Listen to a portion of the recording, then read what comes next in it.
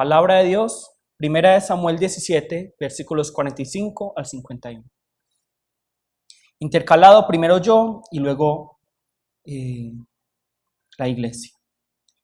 Entonces dijo David al filisteo: tú vienes a mí con espada y lanza y jabalina, mas yo vengo a ti en el nombre de Jehová de los ejércitos, el Dios de los escuadrones de Israel, a quien tú has provocado. Jehová te entregará hoy en mi mano, y yo te venceré y te cortaré la cabeza, y daré hoy los cuerpos de los filisteos a las aves del cielo y a las aves de la tierra. Y toda la tierra sabrá que hay Dios en Israel. Y sabrá toda esta congregación que Jehová nos salva con espada y con lanza, porque de Jehová es la batalla, y él os entregará en nuestras manos. Y aconteció que cuando el filisteo se levantó y echó a andar para ir al encuentro de David, David se dio prisa y corrió a la línea de batalla contra el filisteo. Y metiendo David su mano en la bolsa, tomó de allí una piedra y la tiró con la honda, e hirió al filisteo en la frente, y la piedra quedó clavada en la frente y cayó sobre su rostro en tierra. Así venció David al filisteo con honda y piedra, e hirió al filisteo y lo mató sin tener David espada en su mano. Entonces corrió David y se puso sobre el filisteo, y tomando la espada de él y sacándola de su vaina, lo acabó de matar y le cortó con ella la cabeza. Y cuando los filisteos vieron a su paladín muerto, huyeron. Amén. La palabra de hoy la titulé Luche, luche por la gloria de Dios. Luche por la gloria de Dios. Entonces vamos a ir leyendo primera de Samuel 17 y vamos a ir viendo de qué nos habla, qué nos quiere decir hoy la palabra de Dios. Entonces vamos a leer, vamos a devolvernos a primera de Samuel 17. Primera de Samuel 17, versículos 1 al 3.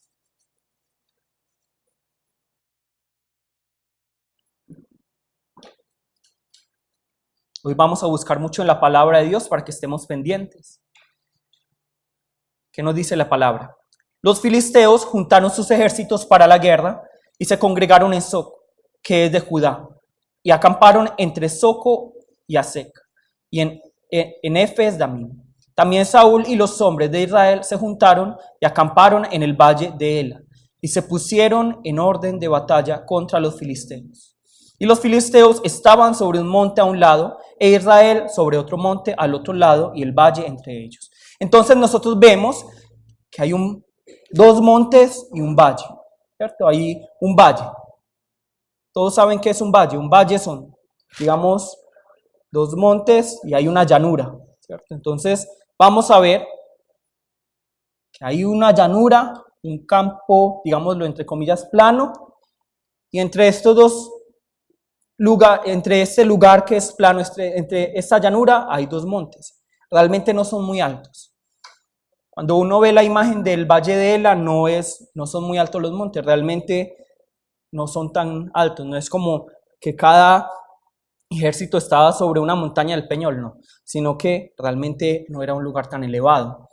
Y vemos que en uno de los montes está el ejército de Israel y en otro de los montes está el ejército de los filisteos. Ya ahí vemos esta primera escena, es como una película en la cual vemos un ejército en contra del otro ejército y están todos viéndose cara a cara, a ver qué es lo que va a ocurrir. Va a ocurrir una gran batalla, pero nadie lo sabe. Y los filisteos han sido enemigos de los judíos por mucho tiempo, de los israelitas por mucho tiempo. Entonces vemos ahora, versículo 4. Salió entonces del campamento de los filisteos un paladín, el cual se llamaba Goliat de Gat, y tenía de altura 6 codos y 1 palmo. Y traía un casco de bronce en su cabeza y llevaba una cota de malla, y era el peso de la cota 5,000 siclos de bronce. Sobre sus piernas traía grebas de bronce y jabalina de bronce entre sus hombros. El asta de su lanza era como un rodillo de telar, y tenía el hierro de su lanza 600 siclos de hierro, e iba su escudero delante de él. Entonces se nos está presentando la primera escena. Un valle. que están dos montes, un ejército está en un monte, el otro ejército en el otro, los israelitas y los filisteos. Y sale un paladín. ¿Quién es un paladín? Como un héroe, como una persona que que ha hecho grandes hazañas, un gran guerrero. No era un cualquiera, era una persona que ya había ganado muchas batallas. Y este Goliat, se llama él, Goliat de Gat, está representando en este momento a los filisteos. Está representando a los filisteos. Y aquí la palabra nos está describiendo cómo era este Goliat. Muy pocas veces nos describen con tantas palabras a una persona. Y hoy nos describen a este Goliat. Era un hombre alto. ¿De cuántos metros? 3 metros. 3 metros. Es que imagínense, 3 metros. Ninguno de aquí llega a los 2.5. Ahora 3 metros. No sé si él los da. Aquí nadie llega a 12. Pero este Goliat era de 3 metros. Pero él no llegó desnudo. Dice la palabra aquí que traía un casco de bronce en su cabeza. Imagínense, un casco de bronce. Que estaba protegiendo toda su cabeza porque es la parte más delicada y obviamente también estaba cubriendo su frente. Y llevaba una cota de malla. ¿Y cuánto pesaba la cota de malla? Los que no saben qué es una cota, ¿cierto? Es como cuando ustedes van a la carnicería y ven que para no cortarse, ellos se ponen como un guante que tiene como una malla, ¿cierto? Para no cortarse. Eso es una cota. Entonces estaba vestido con esta cota. O sea, él no lo tenía solo en la mano para no cortarse cortando carne, sino que lo tenía en todo el cuerpo para que si alguien le iba, o sea, digamos, a lastimar con un cuchillo, no le pasara nada. Entonces, una cota de malla. ¿Cuánto pesaba la cota de malla?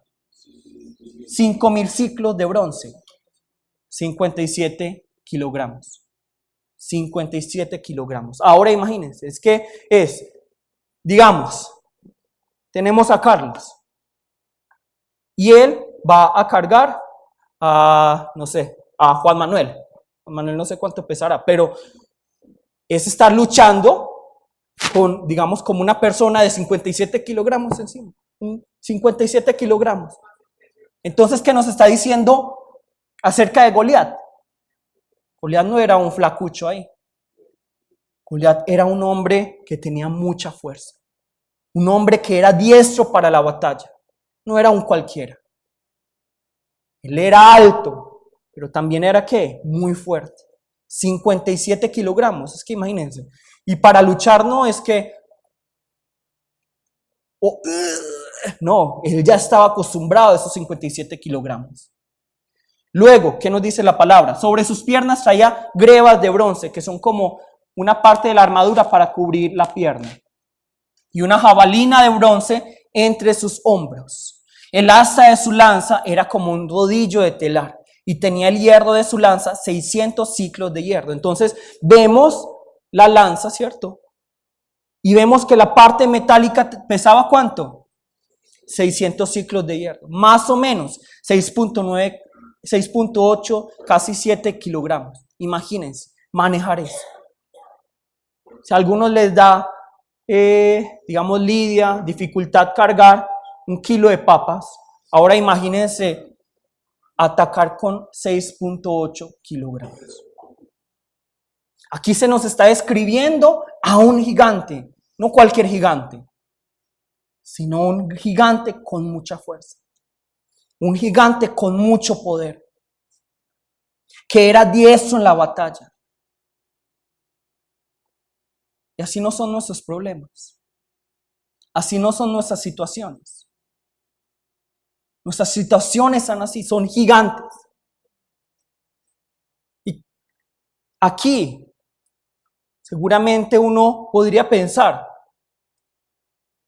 ¿será que están exagerando? ¿Será que están exagerando aquí el libro de Samuel al describir a este gigante? Pero exagerando no, así es como lo vieron ellos. Y vieron a este gigante y así vemos nosotros nuestras situaciones. Vemos hacia nuestro enemigo, el diablo. Y vemos hacia nuestro enemigo, nuestro mayor enemigo, que es ¿quién? Nosotros mismos. Nos vemos gigantes. Y no termina ahí. Versículo 8. Y se paró y dio voces a los escuadrones de Israel diciéndoles: ¿para qué os habéis puesto en orden de batalla? ¿No soy yo el filisteo y vosotros los siervos de Saúl? Escoged de entre vosotros un hombre que venga contra mí. Si él pudiere pelear conmigo y me venciere, nosotros seremos vuestros siervos. Y si yo pudiere más que él y lo venciere, vosotros seréis nuestros siervos y nos serviréis. Y añadió el filisteo: hoy yo he desafiado al campamento de Israel. Dadme un hombre que pelee conmigo. Entonces era común en esa época, era muy común en esa época, para que no hubiera mucho derramamiento de sangre, que saliera de, digamos, un bando y del otro bando solo una persona. ¿Para qué? Para luchar. Y el que era vencido se convertía en esclavo del otro, del que venció. Eso lo podemos ver, por ejemplo, en la Ilíada, lo podemos ver en la película de Troya. Y vemos esta lucha, que digamos, cómo entregarle todo el destino de un pueblo a una sola persona. Pero es que no es solo una sola persona lo que está ahí, sino que qué es lo que estaban pensando cada uno de los ejércitos. No era una persona, ¿era quién? Eran los dioses de esa persona. Por eso es que nosotros vemos que en las culturas antiguas los ejércitos no se llamaban escuadrón 1, escuadrón alfa, escuadrón no. Ellos muchas veces tomaban el nombre de sus dioses. El dios que supuestamente les iba a proteger era el nombre del escuadrón. Entonces aquí Goliat no está saliendo por sí mismo, está saliendo en representación de sus deidades, de las deidades de los filisteos. Entre ellos está Dagón, entre ellos está Baal Zebú. Y sale este descarado a desafiar el ejército de Dios. Y dice: no soy yo el filisteo y vosotros los siervos de Saúl. Es más, miren que aquí está despreciando el ejército de Dios. Porque para este Goliat no era el ejército de Dios, era el ejército de ¿quién? De Saúl. Y ni siquiera era un ejército, eran solo siervos de Saúl. Escoged de entre vosotros un hombre que venga contra mí. Si él pudiere pelear conmigo y me venciere, nosotros seremos vuestros siervos. Y si yo pudiere más que él y lo venciere, vosotros seréis nuestros siervos y nos serviréis. Hoy yo he desafiado al campamento de Israel. Dadme un hombre que pelee conmigo. Ya nos imaginamos la escena. Un campo, dos ejércitos, un gigante insultando al otro ejército. Insultando al otro ejército. Pero este no era cualquier ejército, era el ejército de Dios. ¿Y cómo debió haber respondido el ejército de Dios? Con valentía. Dios está con nosotros. Nosotros le hemos visto desde el principio. Nosotros hemos visto sus obras. Él nos sacó de Egipto. Nosotros vimos cómo conquistó Él toda la tierra de Canaán, usándonos. Y sin embargo, ¿qué nos dice aquí la palabra? Versículo 11. Oyendo Saúl y toda Israel estas palabras del filisteo, se turbaron y tuvieron gran miedo. Se turbaron y tuvieron gran miedo. ¿No es esto triste? El ejército de Dios. Y si nosotros vemos el versículo 24, nos dice también: y todos los varones de Israel que veían a aquel hombre huían de su presencia y tenían gran temor. Aquí la palabra nos está repitiendo lo mismo. Ellos tenían miedo. Saúl y su ejército tenían miedo de Goliat y del ejército que estaba detrás de Goliat. Tenían miedo. Ellos que habían visto la grandeza de Dios. Pero ¿qué es lo más molesto? ¿Cuántas veces habrá salido Goliat a decirles esto? ¿Solo una vez? No. Dice aquí la palabra que durante 40 días estuvo haciendo eso. Y en la mañana, ¿qué? Y en la tarde. Así no son nuestros problemas. Así no son nuestras situaciones. Así no es el enemigo. Así no somos nosotros mismos con nosotros mismos. Todos los días. Aquí 40 no quiere decir que realmente eran 40 días, sino que pues tenemos que ver más profundo. Era un largo tiempo. Un largo tiempo. Un largo tiempo en el cual ellos estaban escuchando a este Goliat diciendo: ustedes son solo siervos de Saúl. ¿Quién va a pelear conmigo? Y era en la mañana y en la tarde. Las situaciones de cada uno de ustedes, ¿cuántas veces no les dije? Tú no vas a ser capaz. ¿Tú hasta dónde vas a ser capaz? ¿Cómo te llamas tú, hijo de Dios? ¿Con qué capacidad vas a lograr vencer esta situación, estos problemas? No es así. Y no es solo en la mañana y en la tarde, sino en todo momento. ¿O no es así con ustedes? Todos los días. Cuando nos vemos al espejo, el diablo diciéndonos: mira, tan feo, tan horrible, tan necio, tan inútil, no sirves para nada. Uno mismo diciéndose: yo sí soy feo, yo sí soy inútil, yo nunca voy a poder salir de este problema, de esta situación, nunca voy a ser capaz. Luego que nos dice la palabra, cambia la escena, ya digamos, cambiamos de escena. Y dice, versículo 12, y David era hijo de aquel hombre efrateo de Belén de Judá, cuyo nombre era Isaí, el cual tenía 8 hijos, y en el tiempo de Saúl este hombre era viejo y de gran edad entre los hombres. Y los 3 hijos mayores de Isaí habían ido para seguir a Saúl a la guerra. Y los nombres de sus 3 hijos que habían ido a la guerra eran Eliab, el primogénito, el segundo Abinadab y el tercero Sama. Y David era el menor. Siguieron pues los 3 mayores a Saúl. Pero David había ido y vuelto, dejando a Saúl para apacentar las ovejas de su padre en Belén. Entonces aquí, ¿qué se nos está haciendo? Se nos está mostrando al protagonista de esta historia. ¿Qué es quién? David. ¿Pero qué se nos está mostrando acerca de David? Se nos está mostrando que él era el hijo menor de 8 hermanos. Y para salir a la guerra tenían que tener mínimo 20 años. Entonces, si los 3 hermanos, Eliab, Abinadab y Sama, habían salido a la guerra, significa que David todavía no tenía edad para la guerra. Y los cálculos nos dicen que él podría tener entre 15 y 20 años. Hoy estamos muy cómodos los jóvenes. Pero se imaginan en esta época, 15 a 20 años, salir a la guerra. Y él era el menor. ¿Y qué se nos dice aquí? Venía pues aquel filisteo por la mañana y por la tarde, y así lo hizo durante 40 días, como les dije ahora. Y dijo Isaí a David su hijo: toma ahora para tus hermanos un efa de este grano tostado y estos 10 panes, y llévalo pronto al campamento a tus hermanos. Y estos 10 quesos de leche los llevarás al jefe de los 1000, y mira si tus hermanos están buenos, y toma prendas de ellos. Y Saúl y ellos, todos los de Israel, estaban en el valle de Ela, peleando contra los filisteos.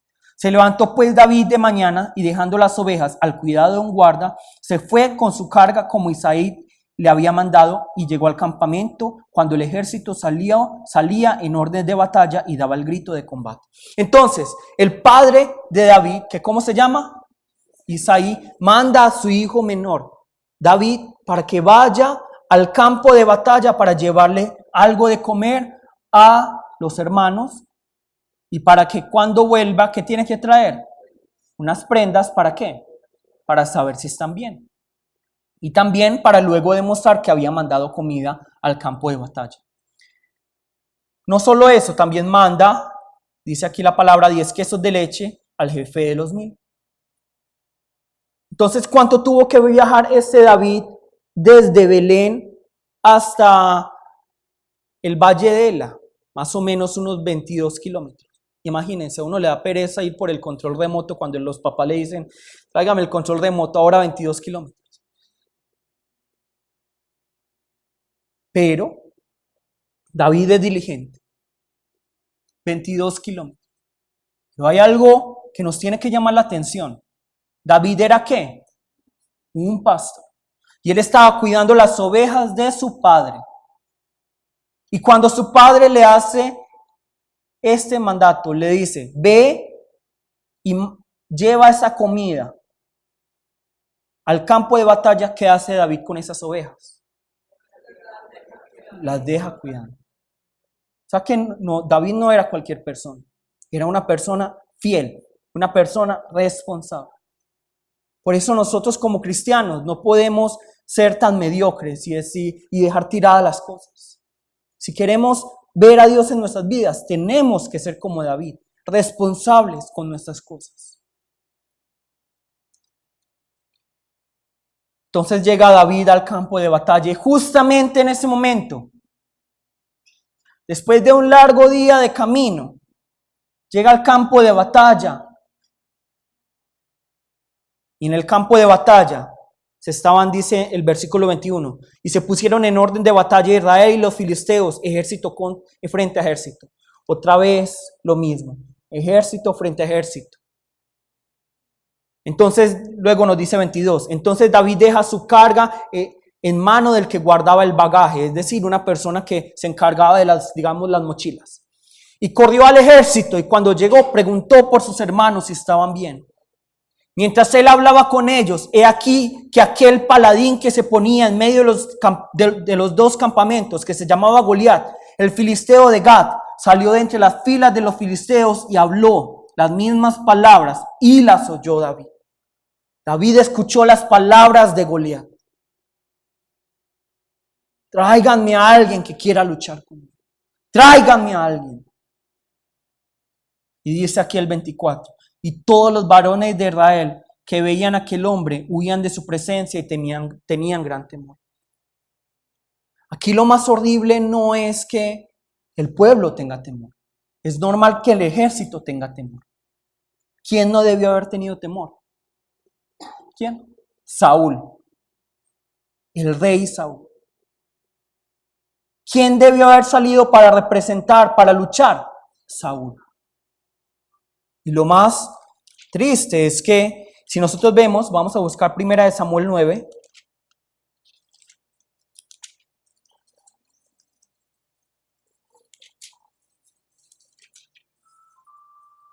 Samuel 9:2.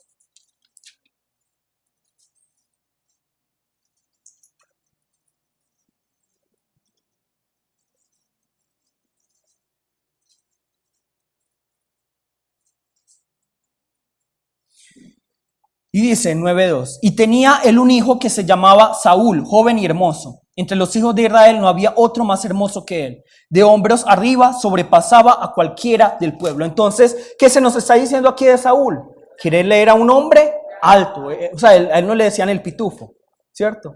A él le decían, él era alto. Él era alto. Y él tenía realmente una apariencia que decía, él realmente es un rey. Luego, 1 Samuel 14, 47.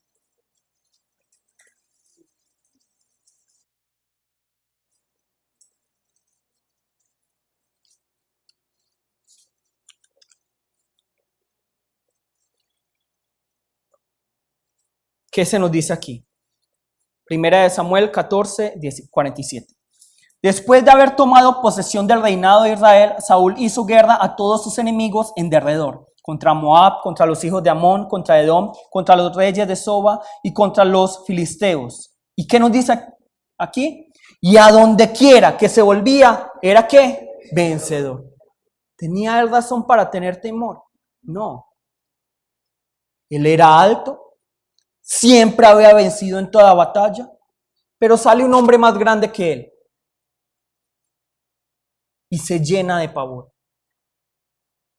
Todos nosotros tenemos a ese gigante que nos llena de pavor. Todos. Todos tenemos algún gigante. ¿Sí o no? Y si no tienen todavía un gigante, espérenlo, ya viene. Los gigantes vienen. Pero ¿qué nos dice aquí la palabra? En el 25. Y cada uno de los de Israel decía: ¿no habéis visto aquel hombre que ha salido? Él se adelanta para provocar a Israel. Al que venciere, el rey le enriquecerá con grandes riquezas y le dará su hija y eximirá de tributos a la casa de su padre en Israel. 17, 25. Otra vez. 17, 25. Samuel. Primera de Samuel 17, 25. Y cada uno de los de Israel decía: ¿no habéis visto aquel hombre que ha salido? Él se adelanta para provocar a Israel. Al que le venciere, el rey le enriquecerá con grandes riquezas y le dará su hija y eximirá de tributos a la casa de su padre en Israel.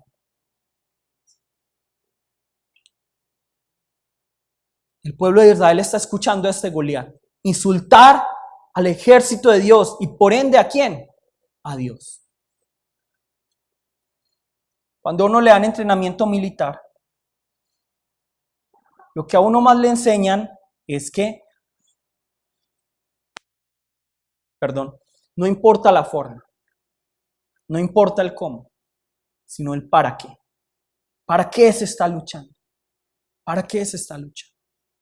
Entonces uno ve a los soldados que vienen por primera vez al entrenamiento y uno ve que algunos desde pequeños tienen la mentalidad: yo quiero ser un soldado, yo quiero ser un soldado. Y hablan como soldado, actúan como soldados, se visten como soldados y les queda muy bonito el vestido de soldados, el uniforme de soldados. Pero yo les pregunto, ¿cuándo se puede saber que una persona realmente es un buen soldado? En el campo de batalla. Cuando las balas estén pasando al lado de las orejas. Cuando estén tirando las bombas y uno vea que las personas que son del ejército de uno están volando en pedazos. Cuando uno ve al amigo de uno, aquel que te ayudó en el entrenamiento, pidiéndote ahora ayuda. Ayúdame que estoy lastimado. Ayúdame que ya no tengo una pierna. Mándale esto a mi mamá, mándale esto a mi esposa, porque creo que no voy a volver. Ahí es cuando yo sé quién es realmente un verdadero soldado. Pero es en ese momento en la guerra, cuando uno no se pregunta el cómo, sino el para qué estoy luchando yo. Y si uno no tiene claro para qué estoy luchando, va a salir corriendo otra vez a su hogar y no va a luchar. ¿Para qué estaba luchando el ejército de Israel? ¿Cuál era la conversación que estaba entre los labios, entre las bocas del ejército de Israel? El que se adelanta, al que le venciere, el rey le enriquecerá con grandes riquezas y le dará su hija y eximirá de tributos a la casa de su padre en Israel. Esa debió haber sido la conversación de ellos. Cuando están insultando a Dios, cuando están insultando al ejército de Dios, ¿ellos en qué están pensando?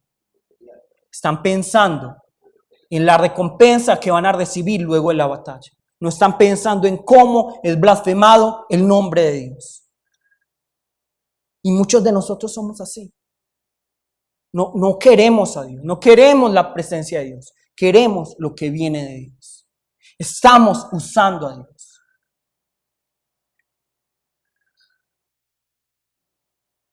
Vamos a buscar Primera de Samuel 2. Primera de Samuel 2.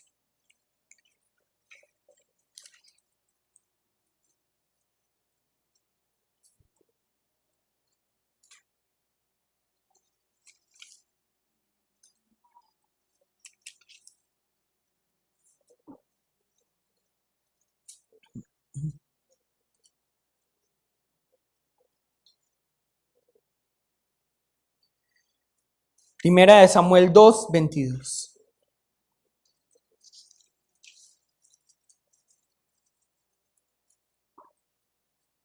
¿Y qué se nos dice aquí?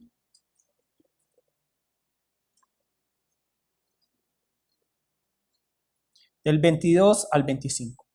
Pero Elí era muy viejo y oía de todo lo que sus hijos hacían con todo Israel y cómo dormían con las mujeres que velaban a la puerta del tabernáculo de reunión. Y les dijo: ¿por qué hacéis cosas semejantes?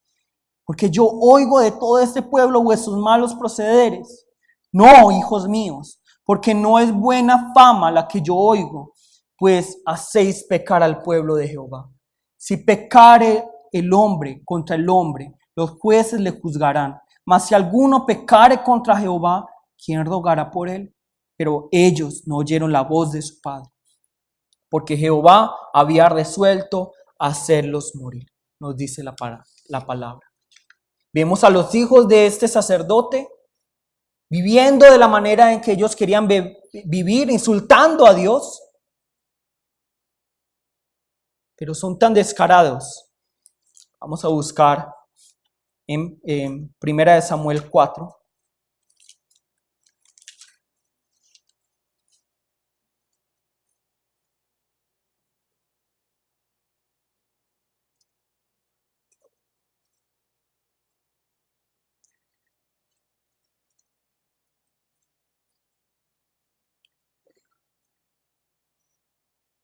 Dos al 4.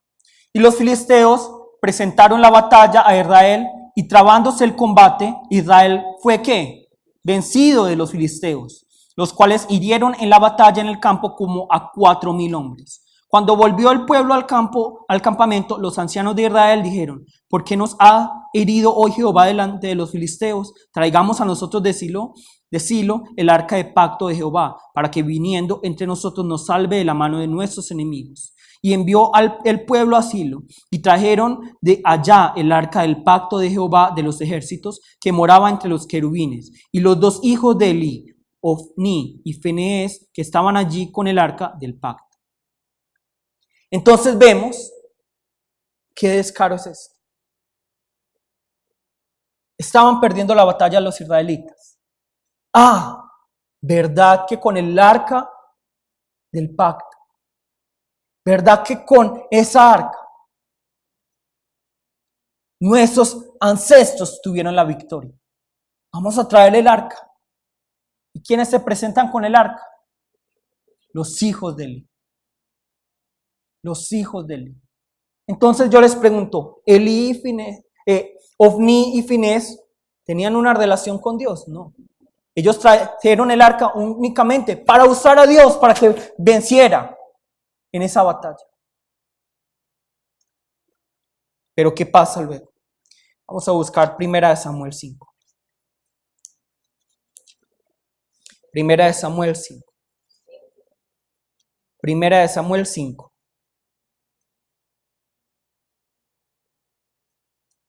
Versículo 1. Cuando los filisteos capturaron el arca de Dios, la llevaron desde Ebenezer a Asdod. Entonces, vemos que Israel perdió la batalla. ¿Y el arca qué le pasó? Fue capturada por los filisteos. Eso es un insulto para Dios. ¿Y qué hicieron los filisteos con esta arca? Versículo 2. Y tomaron los filisteos el arca de Dios y la metieron en la casa de Dagón y la pusieron junto a Dagón. ¿Quién es Dagón? Uno de los dioses de los filisteos. Y cuando al siguiente día los de Asdod se levantaron de mañana, he aquí Dagón postrado en tierra delante del arca de Jehová, y tomaron a Dagón y lo volvieron a su lugar. Y volviéndose a levantar de mañana el siguiente día, he aquí que Dagón había caído postrado en tierra delante del arca de Jehová, y la cabeza de Dagón y las 2 palmas de sus manos estaban cortadas sobre el umbral, habiéndole quedado a Dagón el tronco solamente. ¿No les sorprende esto? Una estatua de Dagón. Lo ponen un día. ¿Y qué pasa? ¿Cómo ven a esta estatua? A Dagón así. Y acá el arca y Dagón así. Entonces, ¿qué hacen los filisteos? Ah, se cayó. Vamos a ponerlo otra vez. Al otro día, ¿qué pasa? Ven a esa estatua de agua, sin brazos, sin cabeza. Porque es que cuando nosotros no protegemos la gloria de Dios, ¿quién la va a proteger? Dios mismo. Dios mismo protege su gloria. Volvamos otra vez a Samuel 17, primera de Samuel 17.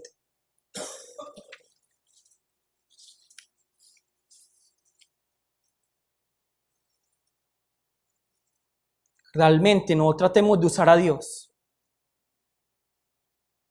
Dios no es como esas maquinitas en las que uno pone 200, 500 pesos, le da vuelta a la perilla y sale un chicle, un regalito.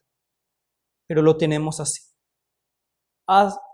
Yo puedo que no tenga una relación con Dios. Yo no tengo una relación con Dios, en la semana no oro, no leo la palabra. Pero si yo diezmo, yo sé que Dios me va a dar. Yo sé que si vengo a la iglesia, Dios me va a bendecir. No juguemos con Dios. ¿Estamos buscando la gloria de Dios o estamos buscando la felicidad? Si ustedes están buscando la felicidad, si ustedes están buscando alegría, si ustedes están buscando gozo, si ustedes están buscando salud, si ustedes están buscando bendición, pero no tienen una relación con Dios, simplemente están buscando la añadidura. Y les va a pasar lo mismo que a los hijos de Eli. No podemos usar a Dios. 28.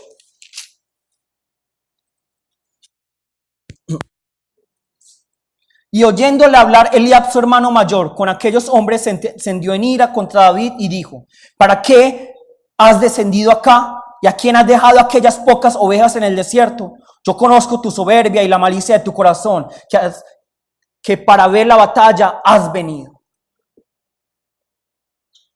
¿Qué le dice Eliab? ¿Para qué estás aquí? ¿Por qué creen que les dice esto? ¿Por qué le está diciendo esto a David?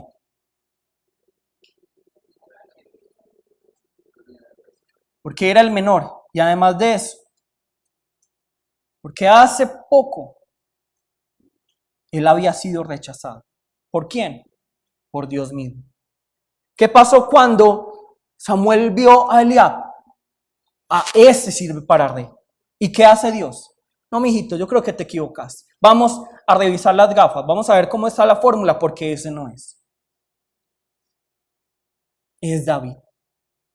Eliab todavía seguramente estaba herido, porque habían escogido al menor, a David. Pero David sí es muy inteligente. Y como dicen ahí, al que tiene rabo de paja, ¿qué? No se arrima a la candela. ¿Qué había hecho ya David?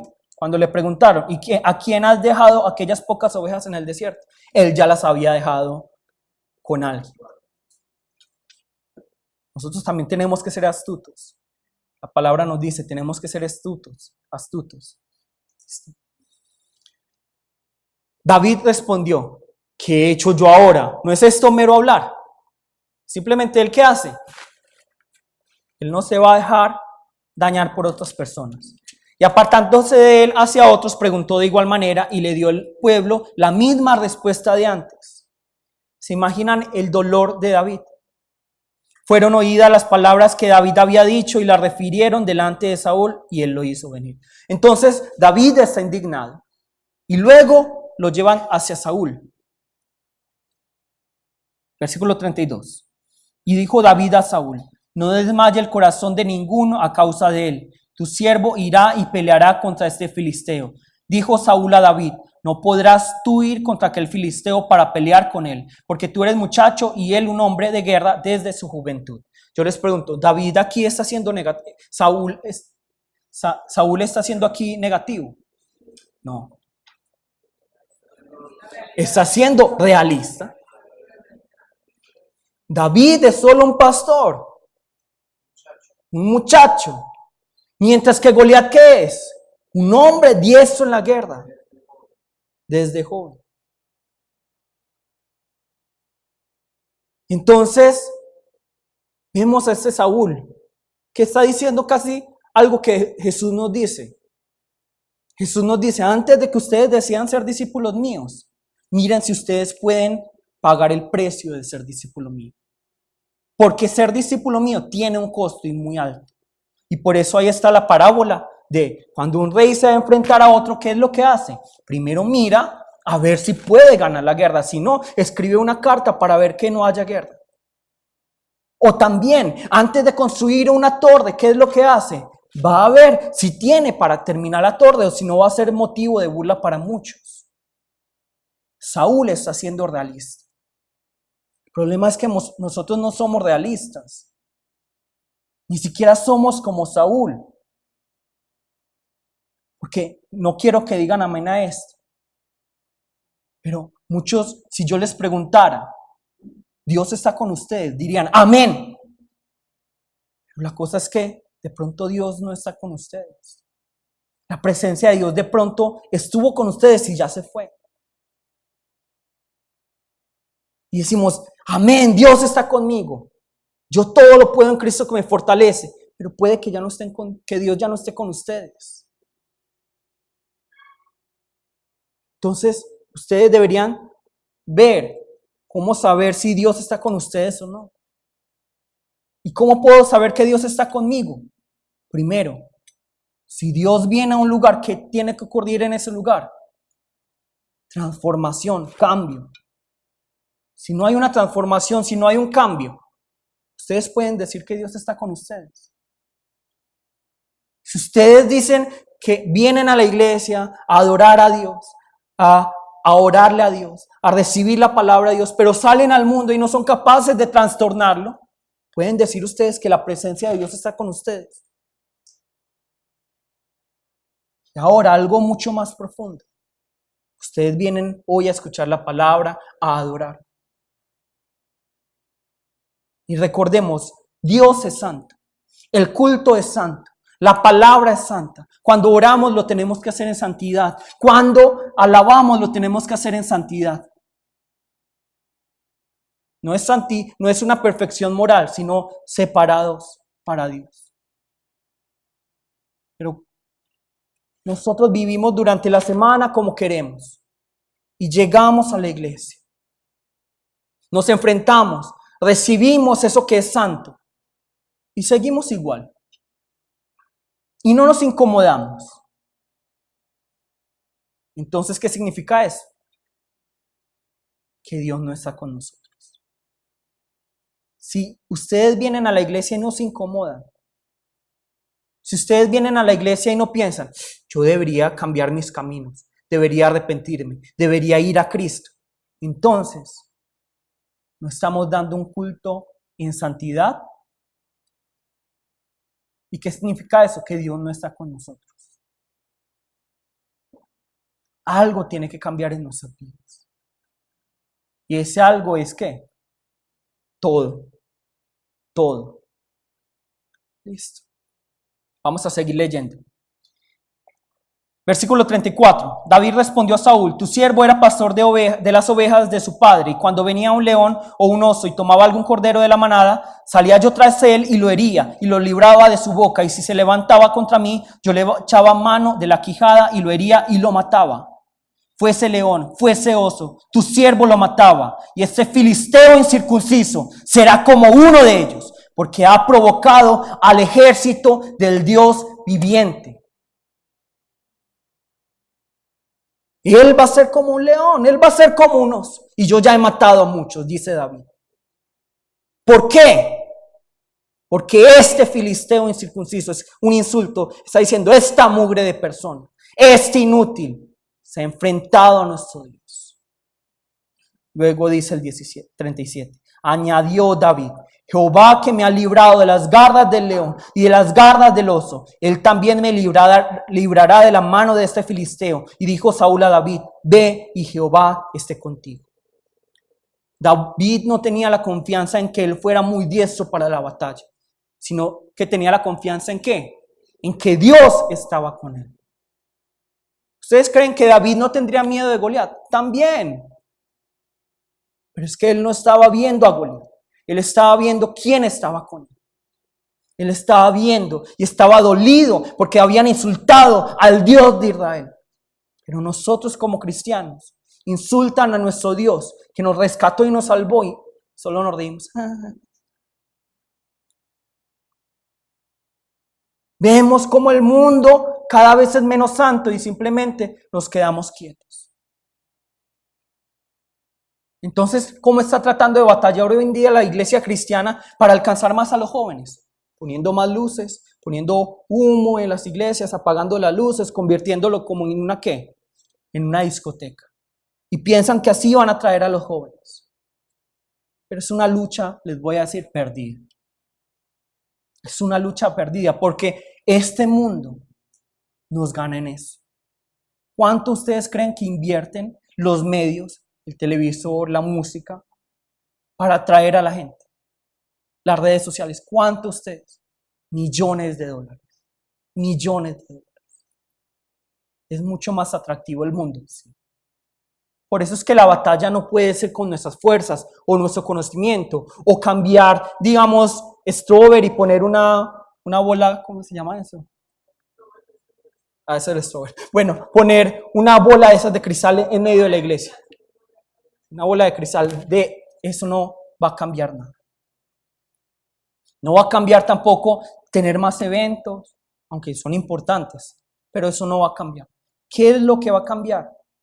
Si Dios está con nosotros. Entonces, ¿cuál debe ser la primera pregunta? No cómo. ¿Cómo voy a traer a los jóvenes? ¿Cómo voy a traer más personas? Sino, Dios está con nosotros. Dios está conmigo. Esa es la primera pregunta. Y por eso yo les decía hoy, me duele cuando yo preparaba esta prédica. ¿Será que Dios sí está con nosotros? Me preguntaba yo. Me dolía tanto y hoy oraba, Señor, si de pronto ya no estás con nosotros, vuelve por favor. Vuelve. Y transfórmanos a todos, incomódanos a todos, que a todos nos esté picando la silla, que nos queremos ir de la iglesia, porque nos incomoda, pero yo sé que esa incomodidad es verdad y por eso me quedo, que sea así. Bueno, sigamos.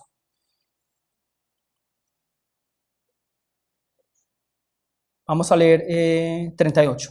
Y Saúl vistió a David con sus ropas y puso sobre su cabeza un casco de bronce y la armó de coraza. Y ciñó David su espada sobre sus vestidos y probó a andar porque nunca había hecho la prueba. Y dijo David a Saúl, yo no puedo andar con esto porque nunca lo practiqué. Y David echó de sí aquellas cosas. Entonces, ¿qué es lo que trata de hacer el mundo? A esta metodología sirve. De esta manera es la correcta. Incluso las iglesias, uno ve, no, es que en esta iglesia hicieron esto, vamos a hacer todo lo mismo. Pero no es así. De pronto sí podemos, y no es malo, vamos a adaptar esto a nuestra iglesia, está bien. Pero ¿qué es lo más importante? Dios está con nosotros. Dios está con nosotros. Luego, y tomó su cayado en su mano y escogió 5 piedras lisas del arroyo y las puso en el saco pastoril, en el zurdón que traía, y tomó su honda en su mano y se fue hacia el filisteo. Entonces vemos que David va al arroyo. ¿El arroyo qué es para David?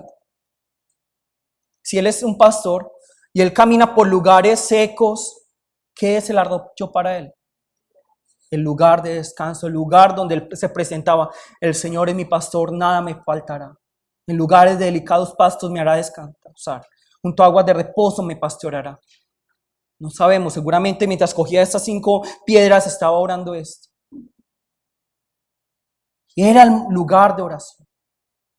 Nosotros tenemos que volver a la oración. Que nosotros estemos aquí en la iglesia, casi que Leonidas diciendo, a las 12 de la noche y salgan que tengo que ir a dormir. Es porque la gente está orando. Es que ya tengo sueño. No, espérate, voy a orar otros 5 minutos. Que fuera así. Obviamente pueden orar en sus hogares también. Y coge 5 piedras lisas. Algunos dicen, es que 5 piedras lisas, entonces que el amor, la fe, la esperanza, o algunos dicen el nombre de Dios. Y realmente yo estaba escuchando prédicas de otras personas acerca de David y Goliat, y muchos dicen eso, pero eso no tiene sustento bíblico. Muchos y de iglesias grandes dicen, las 5 piedrecitas. Algunos dicen que no, es que las 5 piedras son la ley de Dios, porque las 5 piedras representan ¿qué? el Pentateuco, entonces Génesis, Éxodo, pero eso no tiene bases bíblicas. Realmente, ¿por qué son las 5 piedras? Porque es que David cuando salió a la batalla, ¿qué pensaba? Es que Goliat vino con sus 4 hermanos. Son 5. Porque si nosotros vemos, Filistea tenía 5 ciudades. Yo voy a matar a cada uno con una piedrita. Eso pensaba David. Luego, vamos a seguir leyendo. Y el filisteo venía andando y acercándose a David y su escudero delante de él. Y cuando el filisteo miró y vio a David, le tuvo en poco, porque era muchacho y rubio y de hermoso parecer. Es que imagínense, viene Justin Bieber, ¿cierto? O alguien así, no, tan bonito. Uno dice, es que me va a matar. Y luego dice, y dijo el filisteo a David, soy yo, perro, para que vengas a mí con palos. Y maldijo a David por sus dioses. Dijo luego el filisteo a David, ven a mí y daré tu carne a las aves del cielo y a las bestias del campo. Miren este Goliat. Yo te voy a vencer y te vas a convertir ¿en qué? En alimento. Y tu ejército será mío. Luego, ¿qué dice David? Entonces dijo David al filisteo, tú vienes a mí con espada y lanza y jabalina, mas yo vengo a ti en el nombre de Jehová de los ejércitos, el Dios de los escuadrones de Israel, a quien tú has provocado. Jehová te entregará hoy en mi mano y yo te venceré y te cortaré la cabeza y daré hoy los cuerpos de los filisteos a las aves del cielo y a las bestias de la tierra, y toda la tierra sabrá que hay Dios en Israel, y sabrá toda esta congregación que Jehová nos salva con espada y con lanza, porque de Jehová es la batalla y él los entregará en nuestras manos. Amén. Este es el clamor de David. Yo venceré, pero no yo, sino ¿quién? Dios. Porque cuando nosotros vemos la historia de David y Goliat, no es la batalla entre David y Goliat, no es la batalla entre Dios y Goliat, es la batalla entre ¿quién? Entre Dios y los dioses de Goliat. Porque si nosotros vemos toda la Biblia, es una batalla entre Dios y los dioses de este mundo. Como lo vemos, por ejemplo, en la historia de Moisés. Por favor, podemos pasar un momento la diapositiva. Yo creo que se debe.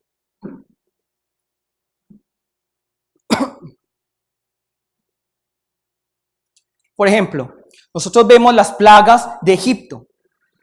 Y vemos, primera plaga, aguas convertidas en sangre. Hay un dios egipcio llamado Hapi. Gracioso, Hapi. Dios del Nilo. Ranas, Api y Ek. Yo no sé cómo se pronunciarán los dioses egipcios, realmente no me interesa mucho, pero diosa de las ranas. Piojos, Heb, dios de la tierra. Insectos, Wakit, dios de las moscas. Peste en el ganado, Pat, dios de la fertilidad. Úlceras, Sekhmet, diosa de las epidemias. Granizo, Nut, diosa de los cielos. Langostas, Osiris, deidad agrícola. Tinieblas, Ra, dios del sol, y Tot, dios de la luna. Muerte de los primogénitos, Faraón y su hijo, porque ellos eran tomados como ¿qué? Como dioses. Gracias. Entonces vemos que toda la Biblia es una lucha en contra de Dios, contra las deidades. Nosotros vemos cómo a través de las plagas Dios está diciendo, miren, egipcios, yo soy más poderoso que ustedes, que esos falsos dioses. De la misma manera, Dios aquí está luchando en contra de los dioses filisteos. Y está diciendo, yo soy Dios. ¿Y David qué es? Es el instrumento utilizado por Dios. Luego, el 48. Y aconteció que cuando el filisteo se levantó a andar para ir al encuentro con David, David se dio prisa y corrió a la línea de batalla contra el filisteo. Y metiendo David su mano en la bolsa, tomó de allí una piedra y la tiró con la honda y hirió al filisteo en la frente, y la piedra quedó clavada en la frente y cayó sobre su rostro en tierra. Más o menos, ¿cuántos kilómetros por hora creen ustedes que va esa piedra? 160 kilómetros por hora. 160 kilómetros. Eres como una cuerda, no es esto. Es esto y tira la piedra. Y luego, ¿qué dice el 50? Así venció David al filisteo con honda y piedra, e hirió al filisteo y lo mató sin tener David espada en su mano. Tan hermoso es. David no utilizó las herramientas que los hombres le estaban diciendo. David no utilizó la metodología de los hombres. David no utilizó el pensamiento humano. Entonces corrió David y se puso sobre el filisteo. ¿Y qué? Tomando la espada de él y sacándola de su vaina, lo acabó de matar y le cortó con ella la cabeza. Y cuando los filisteos vieron a su paladín muerto, huyeron. Cuando David corta la cabeza de Goliat, ¿realmente a quién le está cortando la cabeza? A los dioses. Hoy nosotros podemos tener la victoria, pero únicamente a través de ¿qué? A través de que la presencia del Señor esté con nosotros. ¿Cuál es la diferencia entre Saúl y David? Que no tenían miedo. Seguramente David vio ese gigante y vio, realmente es grandecito. Pero ¿cuál era la diferencia? Vamos a buscar en este momento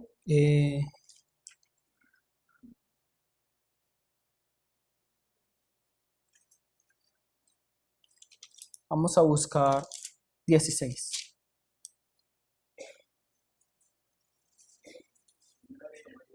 Primera de Samuel 16. Vamos a leer 13, 14. Primera de Samuel 16, 13, 14. Primera de Samuel 16, 13 al 14. Y Samuel tomó el cuerno del aceite y lo ungió en medio de sus hermanos. Es que imagínense cómo estaba Eliab. Qué vergüenza, él siendo el mayor y que unjan al menor. Y desde aquel día en adelante el espíritu de ¿qué? De Jehová vino sobre David. Se levantó luego Samuel y se volvió a Ramá. ¿Y qué pasa en el 14? El espíritu de Jehová se apartó de Saúl y le atormentaba un espíritu malo de parte de Jehová. Amén. ¿Cuál es la diferencia entre David y Saúl? El espíritu de Dios. El espíritu de Dios estaba con David, pero se había apartado de Saúl. La batalla de nosotros no es contra carne y sangre, sino que es una guerra espiritual. Y debemos luchar por la gloria de Dios. Debemos luchar para que Dios sea exaltado y nosotros somos esa herramienta para que Dios sea realmente alabado, adorado. Pero Dios tiene que estar con nosotros. Si ustedes quieren ganar sus batallas, si queremos ver una iglesia viva y una Colombia transformada, Dios tiene que estar con nosotros. No es de poner más cosas en la iglesia, aunque son importantes a veces. Pero lo más importante que es que Dios esté con nosotros. Y esa es la base de la adoración. Porque si Dios no está con nosotros, todo lo que hicimos hoy es ¿qué? Incomodidad para...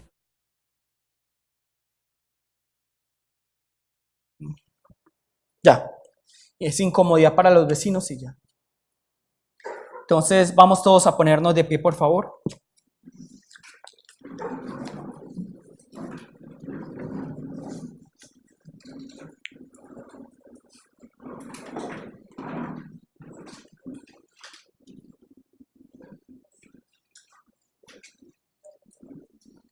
La guerra de David y Goliat es una parábola de lo que sucedió con Jesús.